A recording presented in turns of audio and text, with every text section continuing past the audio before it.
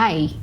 तर तुम्हाला पण तुमच्या बाळासाठी क्विक अशा रेसिपीज बनवायच्या असतील ब्रेकफास्टमध्ये किंवा इव्हन लंचमध्ये पण तुम्ही हे देऊ शकता. मी ज्या इथे तयार करून ठेवले मी हे नेहमी घरात बनवून ठेवते आणि हे 15 दिवसात किंवा 8 दिवसात हे बनवून ठेवते मी. आणि हे मी ब्रेकफास्टमध्ये मोस्टली देते कारण इतका वेळ नसतो सकाळी. बरेचदा ती उठली की गडबड असते, बरेचदा भूक लागते, माझा नाश्ता व्हायचा असतो. त्या गडबडीत मी ह्या सगळ्या गोष्टी बनवून ठेवल्या ज्या मी तुमच्याबरोबर शेअर करते. क्विक रेसिपीज म्हणा ज्या पटापट बनतात आणि इझी आहेत बनायला. सो याच्यामध्ये आहे ड्रायफ्रूट पावडर जे आता संपत आलेले, मी पुढच्या काही दिवसात बनवेल तर त्याचं प्रॉपर रेसिपी तुमच्या बरोबर शेअर करेल. दुसरं आहे हे मखाना पावडर आणि तिसरं आहे हे राजगिराचं पावडर बनवलेलं आहे मी. हे बघा, हे त्याला भाजून ह्याची रेसिपी मी शेअर करेल मी कसं बनवलेलं आहे हे राजगिरा पावडर. आणि हे आहे बाजऱ्याचं पावडर आणि हे आहे मिक्स सेरेलॅक म्हणजे डाळी आहे, तांदूळ आणि वेगवेगळ्या प्रकारच्या डाळी आणि ड्रायफ्रुट्स आहे. हे इलाला फार आवडतं. पहिले मी ज्या पद्धतीने बनवायचे ते तिला आवडायचं नाही, पण हे आता मम्मी इथे आली होती तेव्हा ती बनवून गेली. खूप छान आहे, मस्त आहे, इझी टू मेक आहे.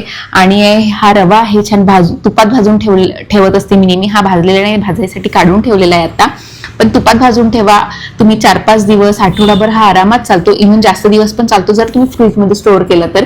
आणि पटकन छान याची रेसिपी बनते. प्लस हा दलियाचा आटा आहे, हे पण मी तिला तुपामध्येच भाजून देते, ब्रेकफास्टमध्येच देते. ह्याची रेसिपी पण खूप आणि मस्ट हॅव. नाचणी सत्व हे मी इलाला देते, मी तिला हे फार आवडतं. आणि हे स्प्राउटेड आहे आणि हे मी घरीच हे सगळ्या गोष्टी मी घरी बनवलेल्या आहेत. आणि ह्या नाश्त्यामध्ये मी तिला पटकन बनवून देते. 1-2 चमचे घेतले, गरम पाण्यामध्ये टाकलं, छान बॉईल आला, त्याच्यामध्ये बनाना किंवा इतर सगळ्या गोष्टी तुम्ही टाकून हे तुमच्या बाळासाठी देऊ शकता. किंवा जे पण सीझनल फ्रुट्स आहे, मँगो टाकून द्या त्याच्यामध्ये, आता चिकू आहे, ह्या सगळ्या गोष्टी तुम्ही देऊ शकता. आणि इतकं फास्ट बनतं ना, ज्यांना गडबड असते सकाळी किंवा ज्या वर्किंग मॉम आहेत त्यांच्यासाठी पण हे खूप गो टू रेसिपी आहे. मी तर नेहमीच ठेवते. आणि बाकी सगळ्या गोष्टी द्यायच्या असेल तर मखाना पावडर तर मस्ट आहे. हे पण 2-3 चमचे घेतलं, त्याच्यामध्ये बनाना टाकला किंवा ड्रायफ्रुट्स मध्ये बनाना टाकला, हे तर देते. आणि तुम्ही पण नक्की ट्राय करा. हे सगळे डबे मी माझ्या किचनमध्ये ठेवते. माझ्या व्हिडिओजमध्ये तुम्ही कदाचित बघितलं असेल आणि ताईने कमेंट पण केली होती, इतके छान अरेंज करून ठेवले. हे काय आहे हे मी नेहमी हिलासाठी ठेवते बनवून. आणि बरेचदा मी हे ब्रेकफास्टसाठी बनवतेच आणि लंचमध्ये पण देते.